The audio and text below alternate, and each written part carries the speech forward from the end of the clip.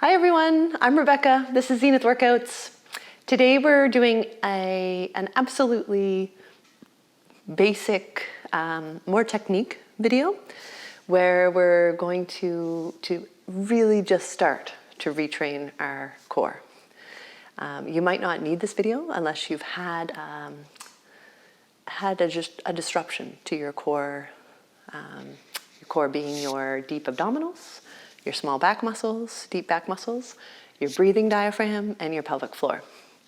And life events that might disrupt your core would be like pregnancy and delivery, of course, back injuries, back surgeries, abdominal surgeries, all to some extent or another, and traumas too, like accidents, injuries, anything that can throw off your center and your ability to be strong, deeply strong. So you're going to need a bit of quiet, or definitely like an ability to focus during this video. And I encourage you to do it until you're really good at it. Like, you don't have to always put on the video and follow it. You'll know the exercises after a few times.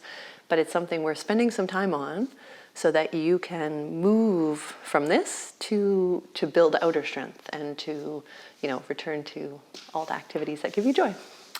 So we're going to start with some breathing, and let's come down onto our backs on the mat for that.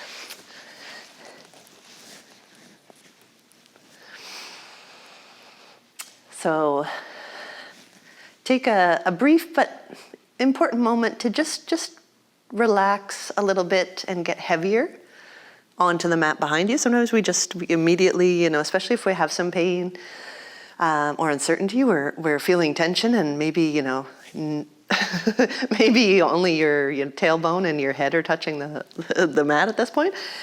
Relax and just let your pelvis get a little heavier onto the mat behind you. Let your shoulder blades sink to the mat behind you. Let go of tension in the throat and the neck so that the head can really be heavy on the mat behind you. We're going to be in our neutral pelvis. Neutral pelvis, it just means you have a small space behind your low back for most of us.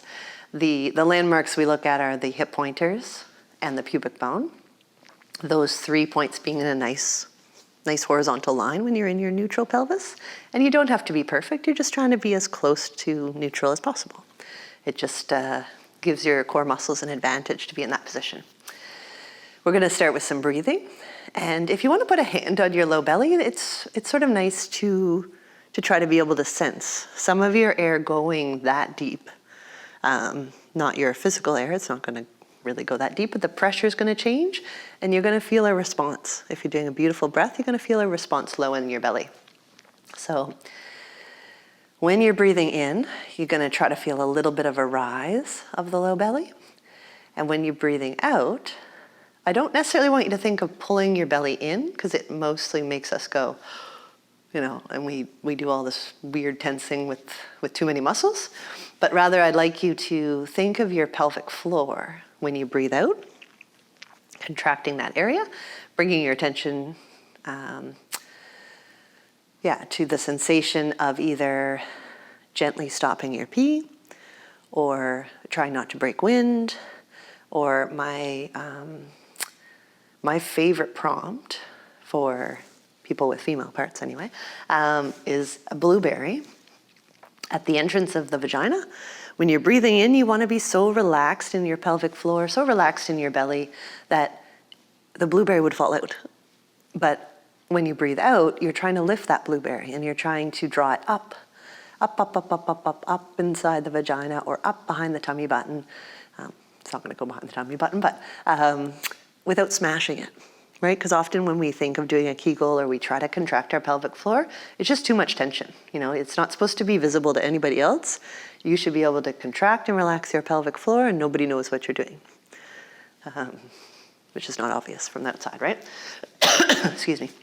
So put the hand on the low belly just to get a sense of what's going on there, and take 3 or 4 beautiful breaths where you breathe in, relaxation, and on the out breath,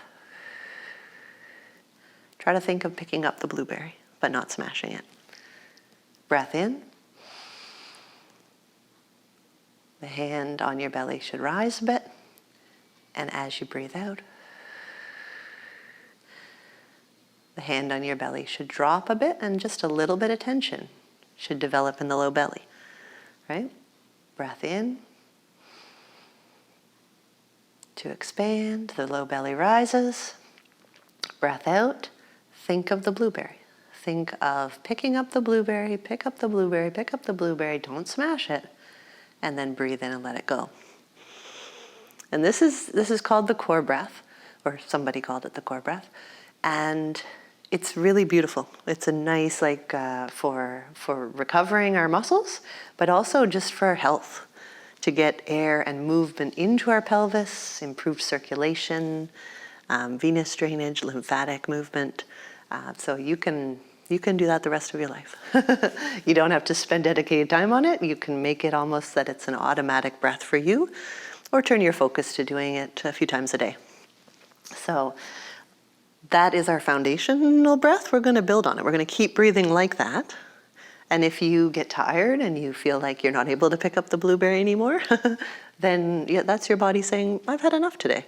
You can take a little break, you come back, you pick it up again, because it is possible for those muscles to just not have the endurance to get through this whole video. Take another breath in, you're relaxed. On your out breath, you're going to pick up your blueberry, or you're going to lightly contract your core, and you're going to hold that. You're going to hold the blueberry lift, or you're going to hold the low belly drawn in lightly, and you're going to let your right knee open out to the side. And you're only letting your right knee go out to the side as long as the pelvis can stay absolutely level and still. And more importantly, only as long as you feel like you can hold that blueberry lift. Hold that pelvic floor contraction. I'm going to call it the pelvic floor contraction from now and stop talking about berries. But breathe in. That's your prep. You're just breathing. When you breathe out, before you move the leg, you think contraction of your core, lift the pelvic floor, and you hold that, and you hold it. And maybe as soon as you've moved the knee an inch or two, you lose that. You have no sense of having a Kegel on, or no sense of lightly drawing the belly in. Go back to the center and start again. It's not how far you can get the leg. It's how with the quality, I guess, that you can do it with. How you can combine the core with the leg movement. So nice breath in. Out breath 2. Contract the core and let the knee go out to the side. Just what you can, just what you can, just what you can, and then bring it back to the center as you breathe in. And try the other leg. So contract the core, get the pelvic floor on, get the deep belly drawn in, and let the left knee open out to the side, and come back to the center. And just keep alternating at your own pace. You want your core muscles on first, then you want the leg to move. Soon as you feel like you've lost that awareness of your core, then there's no point to go further. You bring the leg back to the center, you sort of reset, restart. So core muscle contraction, and knee goes out to the side. The rest of you should stay relaxed. Right at first, if you're just maybe you're 1 week after having a baby, just an example, maybe you struggle to even get the pelvic floor to feel like it's doing anything, and then you're tensing everywhere else, and as soon as you move the knee, it's all like, wow, it's all falling apart. That's okay. That's probably where you should be a week after you've had baby, or a week after you've had a surgery or something like this. So if you're further along in your recovery, maybe you're working on just making it smooth transition from side to side, right? Doing it a little bit quicker, so it's all at your own pace. But try to do one more with each leg, and then we'll change the movement at the leg. So you have breath in to prepare, out breath, lift the pelvic floor, lightly contract your core, and let the knee go out to the side. If you had a carpenter's level, right here, the bubble would stay absolutely steady in the center. And same thing on the other side, contract the core, keep it on, keep it on, keep it on while the leg does its movement, even if it's tiny movement, and then bring it back to the center. Then we're bringing a single leg up off the mat. And you don't want the abdominals to bulge, you don't want the back to change its shape. So think of the same breath and the same thing. Lovely breath in to prepare, your out breath, I'm gonna say lift the berry again, even though I said I wouldn't say that. And you'll get a little bit of tension developing in your deep belly, and you'll float the leg. And maybe it only can lift a little bit, or maybe you can bring it right up to what we call tabletop or a chair position, and then lower it down. And sometimes it's hard to know if you're doing this right. So there's other videos to come where you'll put something unstable under your pelvis, like a little soft ball. Right now, just try to tune into the mat behind you. Where do you feel the pressure of your pelvis on the floor or on the mat? When you breathe out, you contract the core first. You keep that sense of your pelvic floor lift. You keep that sense of the low belly drawing in, and the weight of the pelvis doesn't shift. Right? You don't feel any more pressure towards your tailbone. You don't feel any, flattening of your low back to the mat. And if it helps for you to put a hand behind the mat or behind the back, between the back and the mat, you can do that. Whether the leg is up or down, the pressure should stay absolutely the same on your hand behind the back, right? So let's try one more on each side. Nice in-breath to relax, let go of all the tension. On your exhale, you lift the pelvic floor, you draw in with the deep belly, the low ribs have closed a little bit. Bring the leg up to tabletop and a nice slow return. Good. Let's leave that for a second. You can shake it out a bit if you need to. The other thing that sometimes happens is we actually have difficulty moving our arms and not moving our rib cage or not moving our pelvis. And it sounds like like why when we move our arms would we move way down here? But the pattern we see in some people, a lot of people, is the arms moving overhead and the ribs are lifting and more space is developing here. So we're just gonna do a couple reps because we'll get more into this in later videos, but just have that pelvis, lovely, heavy, rooted to the mat, small space behind the low back, but no space behind your low ribs, right? So you're not here, you have the low ribs, the solar plexus area sort of drawing back and down towards the mat. This is particularly important if you are doing this video after having baby, because that's your pregnancy posture. Often is the ribs have flared a little bit. You've had to make room for baby, but now it's time to sort of retrain that. So keep the low ribs, the back, mid-back area on the mat, and let's just do a single arm. But you do the same thing with the breath. Breathe in to relax, breathe out to lift your pelvic floor, to gently draw in with the low belly. The low ribs will close as you breathe out a little bit, and nothing will move except the arm as you reach it up and overhead. And you're trying not to feel as the arm gets overhead that the ribs pop or that the abdominals bulge at all. Bring it back down. Change and do the other side, always saying, first I'm thinking of my core. I'm going to hold that on, hold that on, hold that on as I bring the arm overhead. And then lower it back down. And it's possible that you could feel some pulling here if you're doing this after surgery, right? You might reach the arm overhead, and just the way our connective tissue, our fascia is arranged, you could feel pulling down into the pelvis.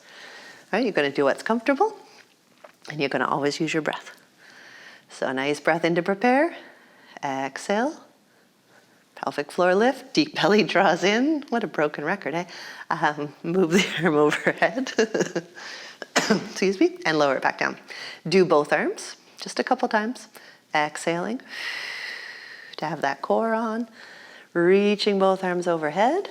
Feeling that this is where really space tends to develop under the rib cage. So you're going to keep your ribs back and you're going to lower the arms. And you're going to do two more. Think of the core first on your exhale. Arms move overhead. And lower it down. And then your last one.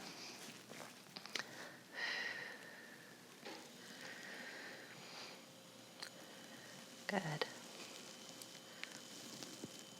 And on this one, instead of lowering all the way down to the mat, you're just going to bring your hands above your shoulders.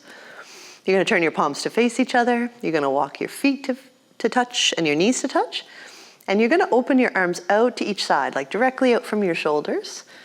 And if you don't have room to lay them right on the mat beside you, you could lay them in a cactus position, or you could bend the elbows, you know, what you need to do to be comfortable. I'm going to put mine in, I'll put mine in a cactus position.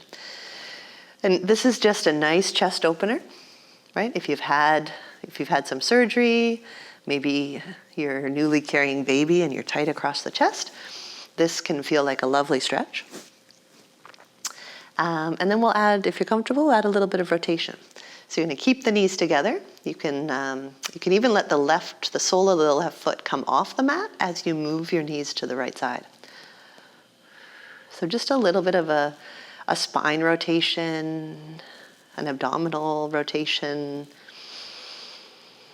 and just a different position and movement for your diaphragm. So take a breath in wherever you feel a sensation. It should not feel uncomfortable. You might feel a stretch though.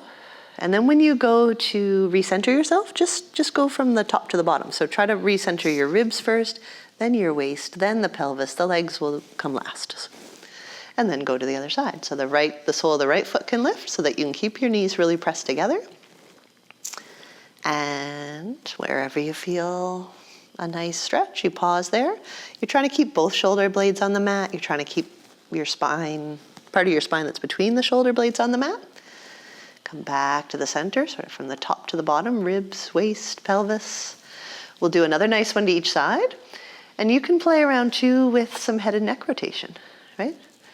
The common one is to turn our head away from our knees, but you might feel it more if you turn the head towards the knees. So you just experiment there, see what feels good. Peel it back to the center and go the other side.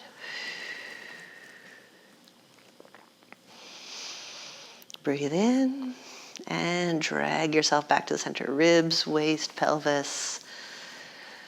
And there you are. Good. We're going to do one more exercise on our back. And it's a harder one. So if the other ones were difficult or you're feeling fatigued, you say goodbye, turn the video off, come back to it later. The hands are going to come behind the head because this is a little chest lift. So interlace the hands if you can, or at least the fingertips supporting behind the ears. The head nice and spread. And you're not doing this.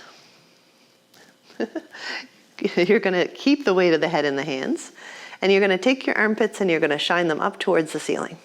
The elbows will not lift to pull on the head, but they'll come forward so that you can really set the whole weight of the head in the hands. Push the head back into the hands.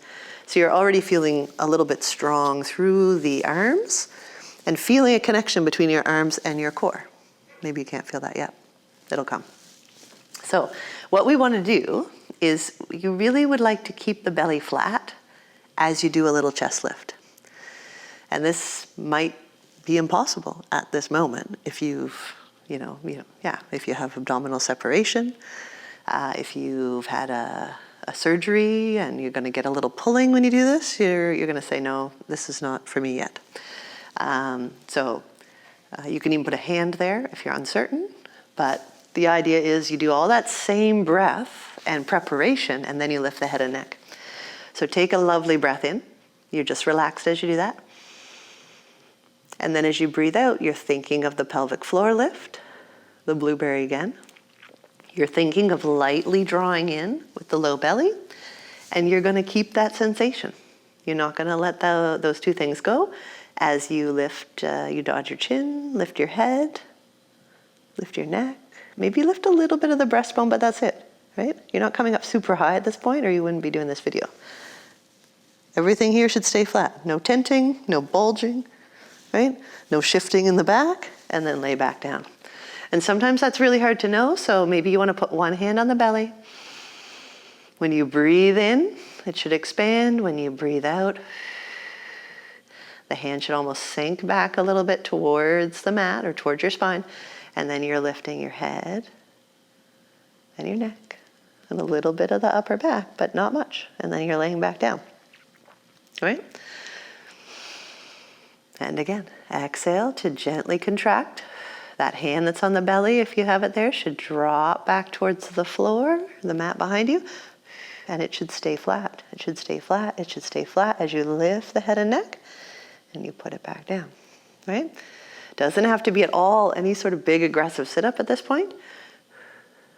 But, I mean, you'll be getting out of bed. You'll be getting out of a chair. You need to start to reestablish that connection to the bigger abs. So try 2 more. Where you, before you lift the head and neck, you're certain you have your core on. You're certain of that pelvic floor lift. You're certain that you're drawing the deep belly in. And then you lift head, neck, a little bit of the upper back. You know, maybe you've done this video a few times. You can start to come up higher. It's up to you. But you're really just trying to be an honest observer of yourself. 1 more. Core first. Keep the core on. Keep the core on as you lift, lift, lift, lift, lift, lift, lift. And as you lower back down. Good job. And that shouldn't be easy. If it's easy, you can move to another video. Come onto your side. We'll do a little bit of hip work before we're done.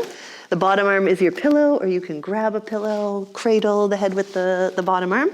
Both knees are bent, the feet are stacked, and the knees should look like they're the same length. If the top one looks shorter, you're not really stacked in your pelvis. So come, look at the legs for a second. Yep, both knees look the same length. And that means you're ready to start. The top hand can be on your top hip. That's where I like it. Or you can put on the mat in front of you if it's more comfortable. Take a lovely breath in to prepare. It's always about the breath.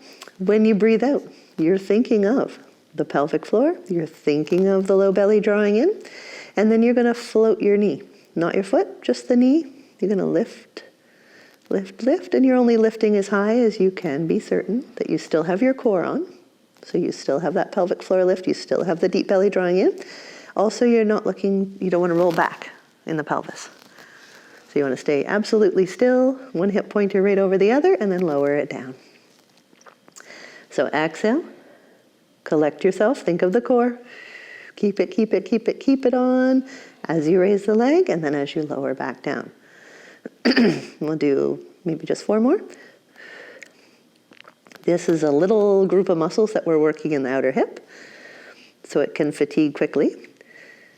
And your focus today is more on sort of presetting the core before you lift the leg. Because the timing's everything. The timing of the core muscles is really what gets affected. And we're lucky it doesn't take weeks and weeks and weeks of work to reestablish that timing, but it does take a lot of concentration, which is not always a lot of fun. Last one. Lift the pelvic floor, draw in with the deep belly, and lift the knee. You can do it. And lower it down. Gorgeous. Let's do the other side. You can just roll over. I am going to spin around to face you. Knees are bent. Bottom arm is your pillow. Feet stay nicely together. Top hand on the hip. When you're ready, you're breathing in and you're relaxing. When you breathe in, you feel the low belly fill with air. When you exhale, you draw in with the deep belly. You lift the knee. And as long as you feel like you have the core on, you can keep lifting the knee. And then lower it down, breathe in. Make sure you do the relaxation phase. You don't want to go around gripping in your core the whole time. You want to be able to consciously set the core muscles. Do your movement. Finish your movement, relax. Right? You don't want to create a situation where you just have a lot of tension in your hips and pelvic floor. That can be as big of a problem as having a weak core, right? So 2 more. Lift the pelvic floor, lift the knee. They go together. Relax as you lower. And last one. Pelvic floor lift. Deep belly draws in. Use your out breath. Feel like you keep the center on while you lift the knee and then lower it down. And relax. Good. From there, you can come back up to sitting. You are finished. Hope that was helpful for you. It's really, it really can be taken into all of the other videos so that you can think of, at first it's all the concentration of knowing that you have those core muscles on, then doing your movement. And what you're retraining, what you eventually want to happen is that you don't have to think about it anymore. At first it's going to take so much mental power and you're really not going to enjoy it probably. And then you'll move to the point where you don't have to think about it so much, and then it starts to get a little bit fun. And then the idea is that that natural core activity gets retrained so that you don't have to think about it while you're out doing your favorite activities. So thank you very much. Have a good day, and we'll see you again.